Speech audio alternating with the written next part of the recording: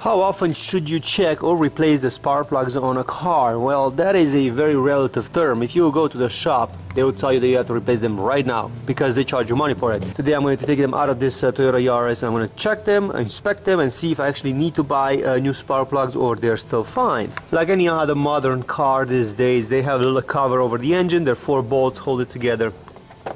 So here's the cover, and that's where you get to the plugs. So number 10 will release the spark plugs leads, and then we're gonna go and pull the spark plugs out. You're gonna need a socket wrench for that, so you're gonna have one of these spark plug socket wrenches. You should never disconnect these wires because if you mix them, they will create nothing but problems. Also, you see how they are lined up.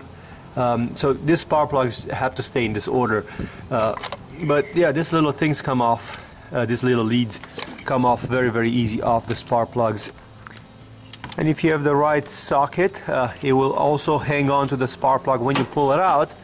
And this is the first one today. I'm trying to do a visual inspection on it.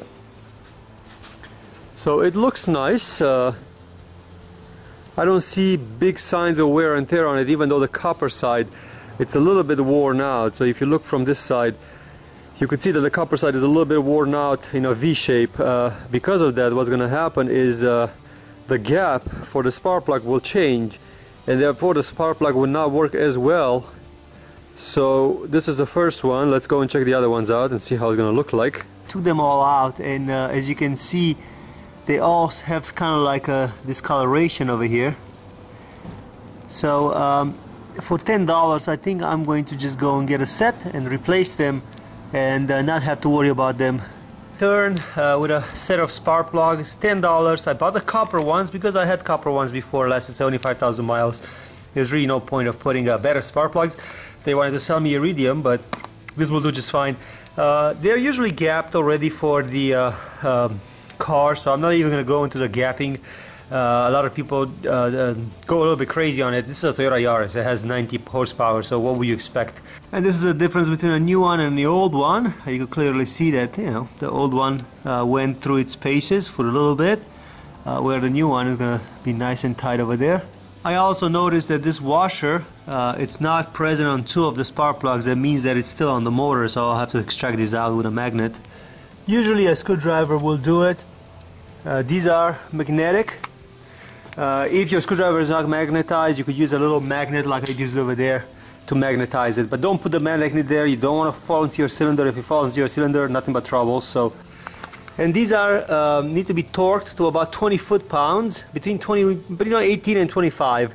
So I'm going to get my torque wrench out and set it up for 20 foot-pounds and just torque them in there. So I added a little bit of an anti-seize grease on it. I'm going to rub it around it, and then I'm going to put it in there so they don't seize in the motor. So you put it in your socket, check to make sure that you have the crash washer over here, which is very important, and then put it in each cylinder and torque them to, and when you torque them, the crash washer, when it's new, will need to be crushed.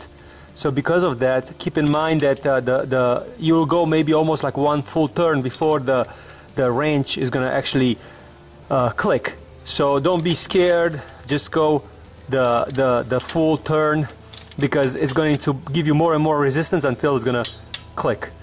So then you're good. And don't worry if your socket gets stuck on top of the plug, doesn't want to come out. A pair of needle nose pliers will pull it out with no problem whatsoever.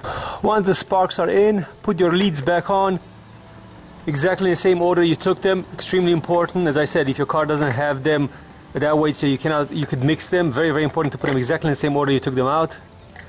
Put the bolt that retained them, and then you are good to go. And if you watch the video all the way over here, you deserve to know if it actually still works. Like a charm.